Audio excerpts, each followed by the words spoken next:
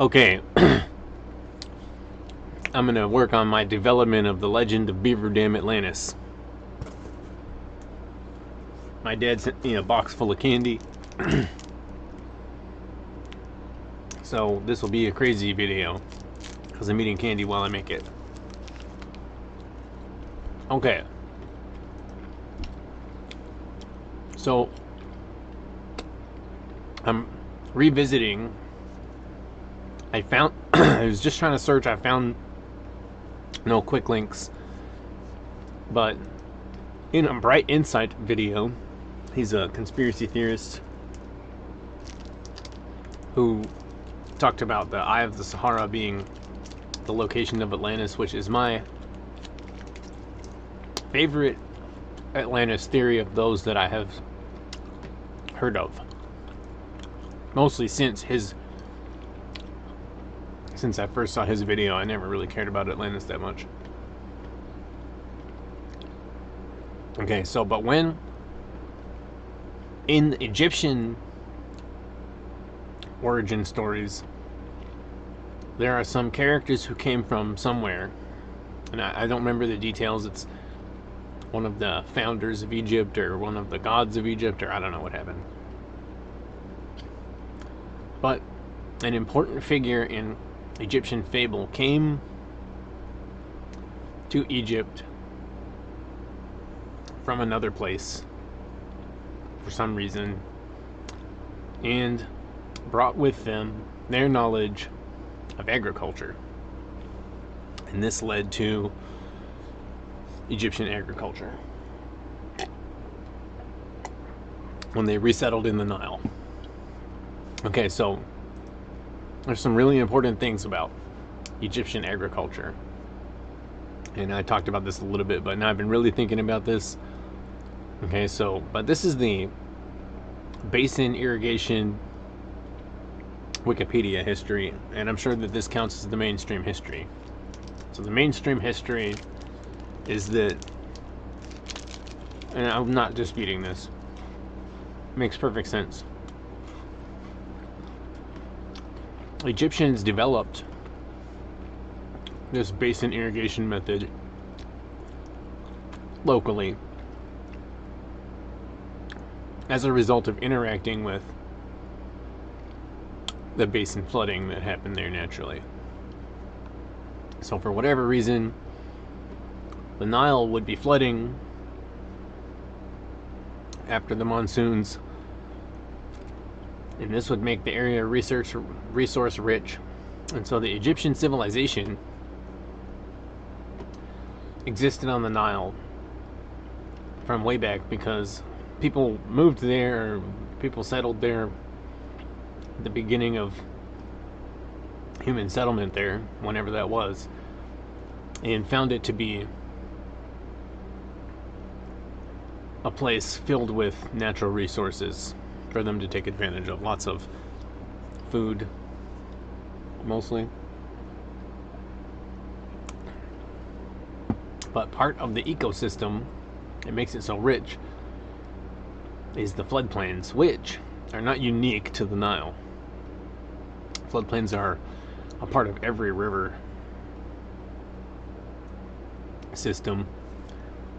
But in the modern era, we today are not very well connected to what floodplains are like, would have been like for people in, for example, the Holocene, the early Holocene. We're still in the Holocene now, but or before the Holocene, because today our floodplains are cities, and we have really high technology drainage systems, dikes and canals. We don't let the rivers flood the floodplains. Okay, so in Egypt, and probably many other places in the world, but we know for sure because Egyptians did a lot of documenting, and so we have their history pretty well. So originally the floods would come in, and that would result in enrichment of the floodplain soil. And then for that reason, Egyptians could continue to farm the same place year after year. Whereas in other places, if you farm, then the soil goes fallow, and then plants don't grow there anymore. So if you just farm the crap out of one little place, then all of the richness of the soil that allows plants to grow goes into the plants. And then you take it out by taking the plants away, and there's just less in that soil. And then eventually you can't grow food in that soil. But in the flood basins, when the river would flood, and then all this water would very slowly move across the area or be stuck in the area, the water level might rise, but then the water level of the river might sink, but then a whole bunch of areas would stay partially flooded until that soaked in or dried up. And then that would result in a bunch of silt deposit, and they talk about that here. Annual silt deposit. Okay, so, and then you can farm there again, and so this annual silt deposit is going to be a complex activity where we're not talking about throwing some dust. We're talking about a very intense microbial environment, a lot of organic material, algae and stuff like that. So silt deposit is another thing that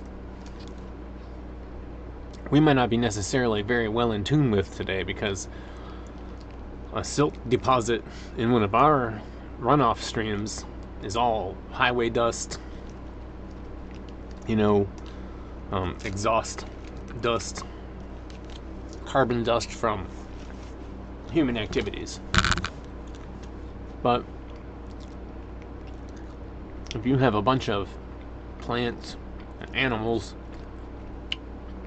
and fish making a silt, then you have silt is made of poop, fish poop, animal poop, and soil that's eroding from rapid runoff.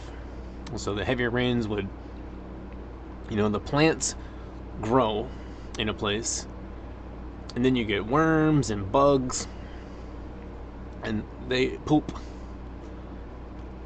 and die, and then something eats them and poops, and that's what soil is, right?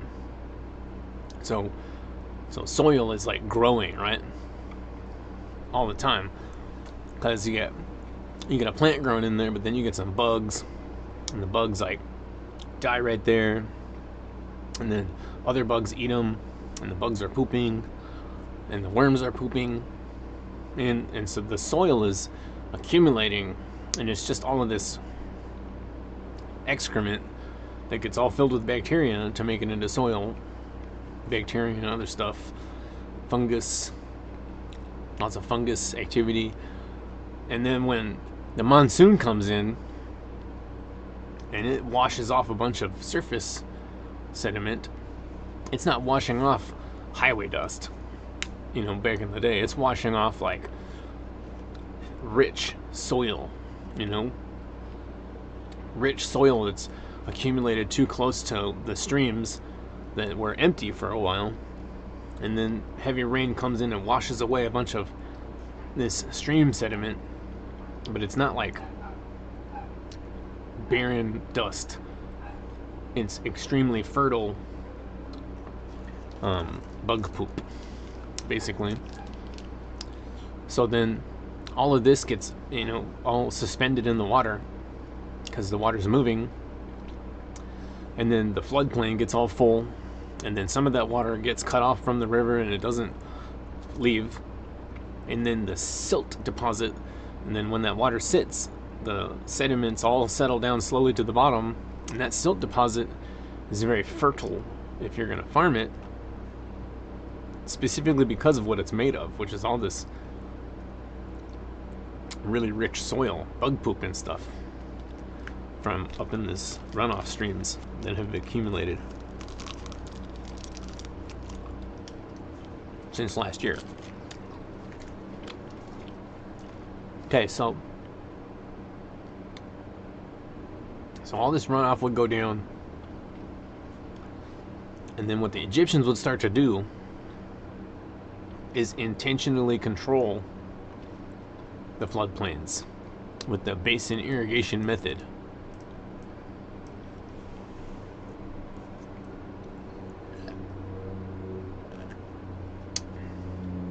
So they would build dams and dikes and canals so that when the water level would rise from the river, it would flow into these controlled man-made environments.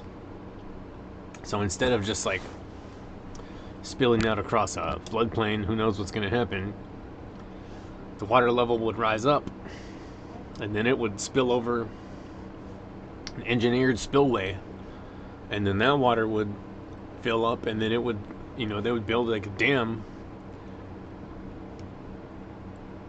They would build, okay, so like you can build a dam without building like a Hoover Dam. This is another thing, is that controlling, like blocking up the water so that the water level is higher does not require that you completely block the water. So, and the Nile is big. So the thing is you can build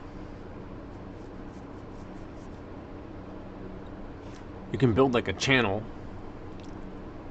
and then you can build a partial blockage of the river. And if you build a partial blockage of the river, it doesn't have to completely block the river, but if you build the more blockage you build on that river, the more you're going to end up with a slight increase in the height of the water in front of that blockage. And then if you have a spillway that's up in front of that blockage, even if the water's not going to go into that spillway as well, without the blockage, you don't have to block the river that much before that water level starts to come up a little bit. And now you're starting to get a lot more spillway going on. So the Egyptians will be able to build basically like little outcroppings into the river, right? You wouldn't have to build a dam across the Nile. You would be able to strategically place in places where the river already has maybe an island in it, or is already kind of slow moving, and you know, different parts of the river work differently. And then you can fill up an area over here, and then the river is flowing down to the river, to the sea. So then once you find places where you can get river out of the river into these floodplains, now you can let that water from there flow down into a more controlled environment, so that you're not just only everywhere having to have the river overflow into your, you know, once you have like controlled places over here where you can get the water easily, and then you use a complex system of dams and dikes and canals to channel that water so that all of the floodplains are accessed, you know. And it's a lot of engineering, a lot of earthworks.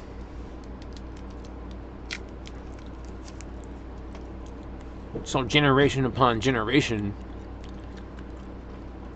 for thousands of years,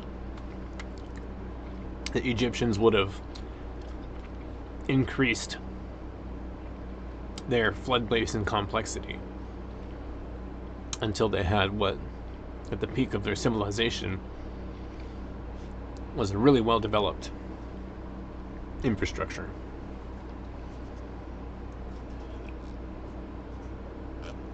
Okay, so one thing that I wanted to talk about, I'm going to draw a picture. So the Egyptians built the pyramids, and the official stance is that the pyramids were built as a religious icon. The pharaoh was a bad mamma jamma, greatest person ever, And they just had control of people. Maybe people were totally dumb. So, in that case, they'll just build a big giant, monument for the purpose of, that's my name, yo. It's like graffiti. But a conspiracy theorist might tell you, no. The pyramids were not built only for this. They had, the Atlanteans came to Egypt and built pyramids to make energy power plants or something like that. That's exactly what I say they are. Energy power plants. But to extrapolate,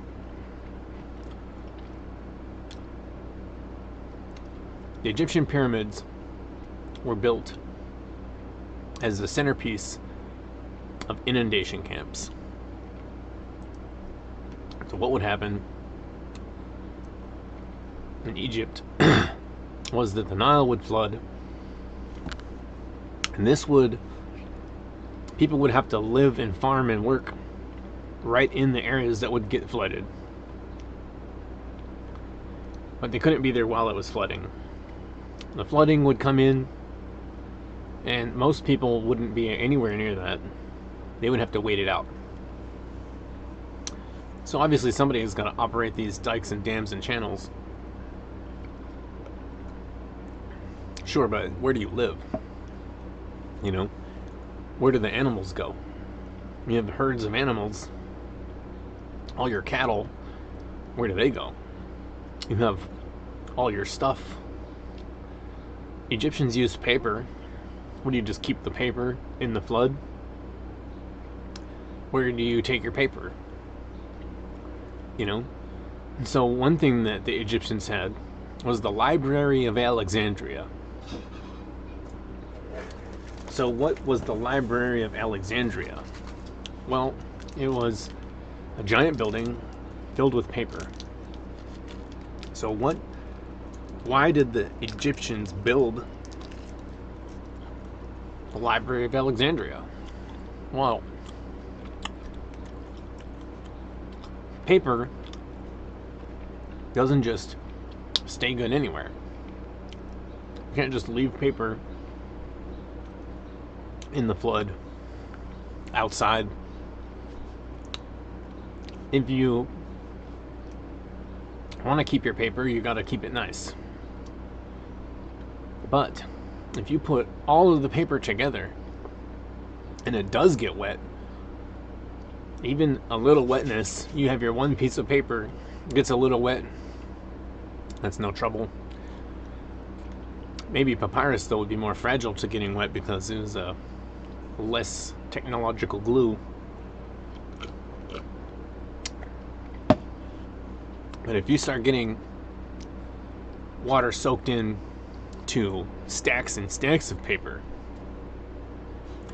you're gonna have mold. It's gonna stay wet for weeks. It's gonna rot. It's gonna turn into mud. It's gonna turn into soil. So the Library of Alexandria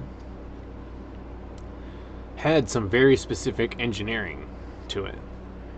And I don't want to try to go citing sources right now. You're just going to have to run with this one with me. But the Library of Alexandria was specifically engineered to preserve large amounts of paper being kept in one place.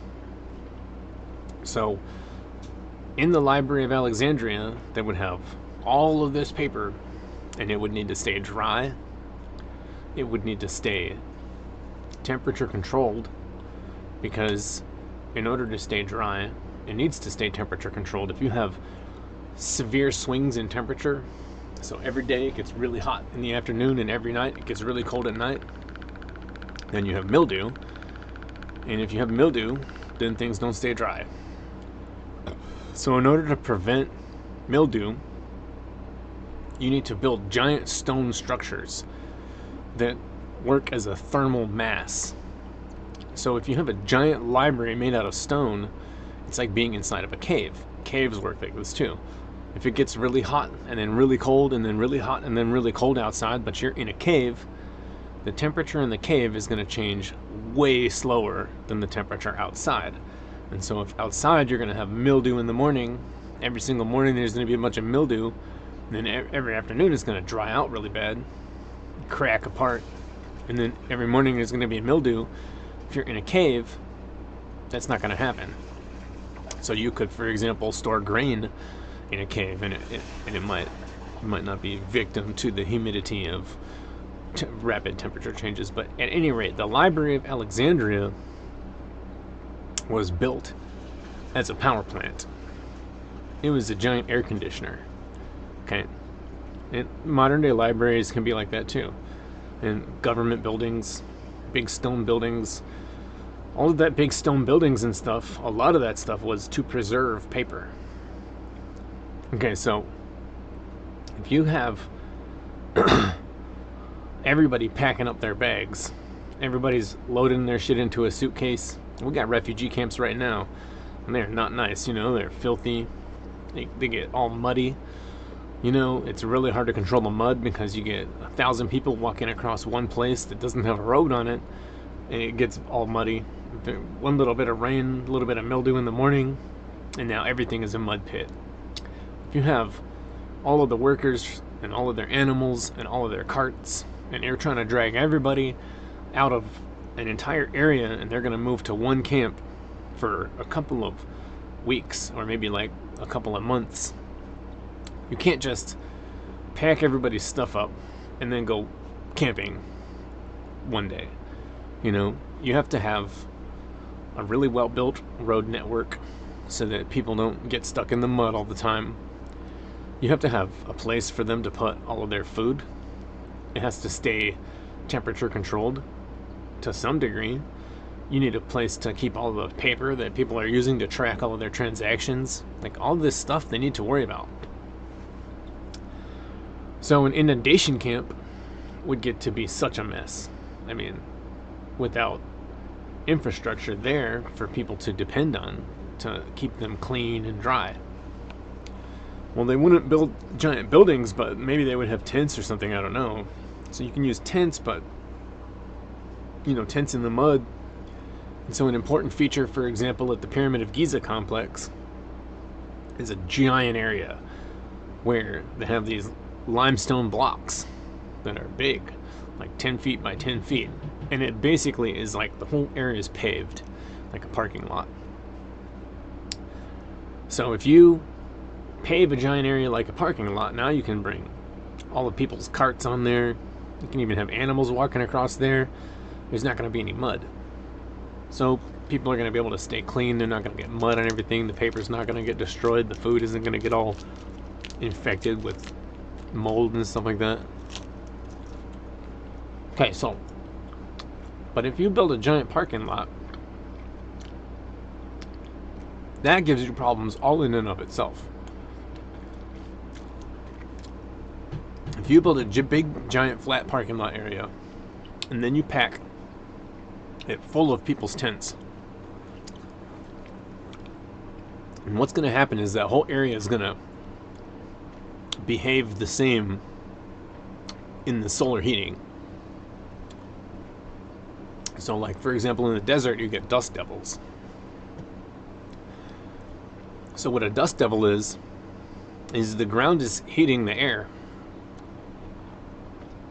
But now that air is a little bit different than the air right above it. Well, if the ground is like this on a slant, let me get my paint. Okay, so here we have some ground. And here we have some ground. Okay, now let's say we have all these tents.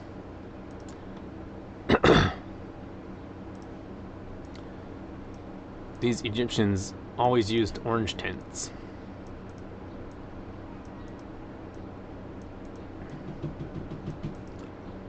And here we have some tents too.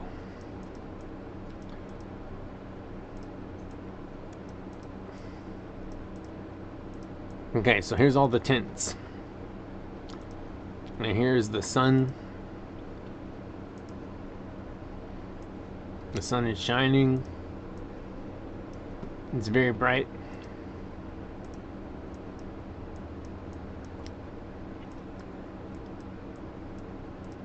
Okay, so here the sun is shining, and then that heats this air. Oh, jeez, wrong button.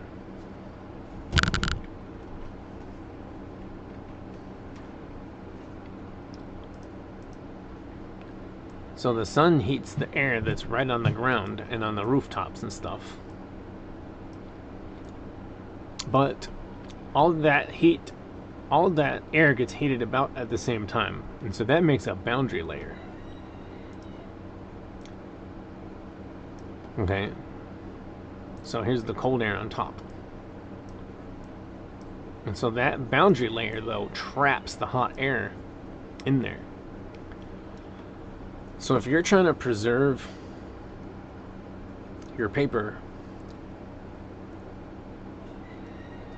you don't want this, because it's only for the morning, but every morning the humidity just stays there and builds up and gets all muggy. It gets all steamy and hot. See, that's why in the desert you get dust devils, because throughout the day this is happening, and then there gets to be a hole in the boundary layer, and then all the air tries to escape out through that hole.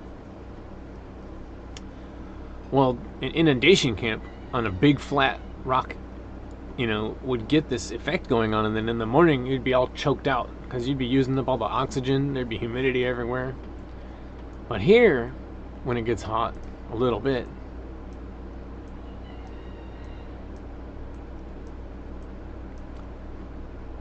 then the air will gradually creep up this hill, right?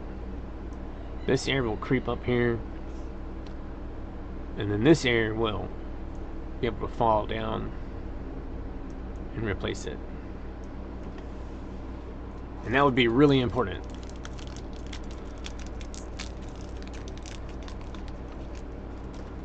But everybody's using wheelie carts. It's a camp. Everybody's tent is a different size. You're trying to stack all this stuff.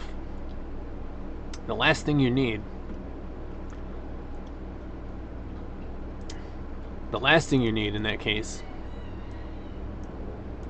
is to be on a hill. You don't want to be on a hill.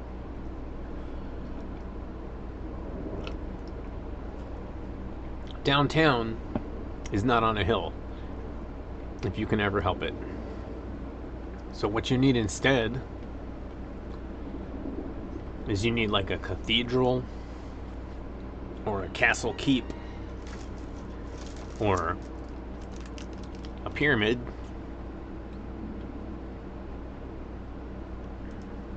right? So you can build or a radio tower, and then this pyramid will get hot in the sunlight. Oh, jeez. Oops. Okay, so when the pyramid gets hot,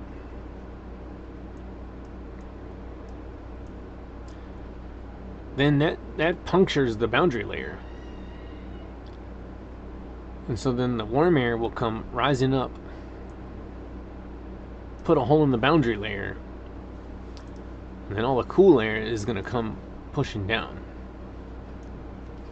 And now that is going to cycle the air in the inundation camp, prevent the buildup of humidity, and help keep it breathable, but also help everything stay, preserved. So like if you get this boundary layer and you get all this humidity trapped in here, then you get disease, right?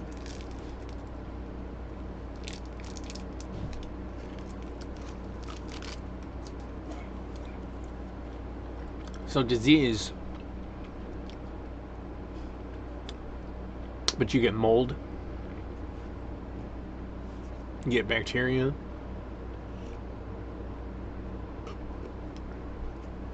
Anyways,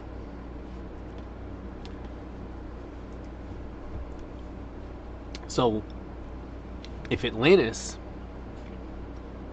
was basically a giant swamp filled with beaver dam analogs and water reservoirs, then it would be really hard for them to have areas that stay dry and allow for good infrastructure. So one thing that the Atlanteans might have done is taught the Egyptians how to make their buildings in such a way that they can preserve things like paper, even though their whole civilization is going to get flooded out every single year. You know, everything is going to get flooded out every year. You can't keep track of nothing. So anyways, yeah, that's kind of what I was trying to get to, talking about a little bit. And that's it for today. Thank you.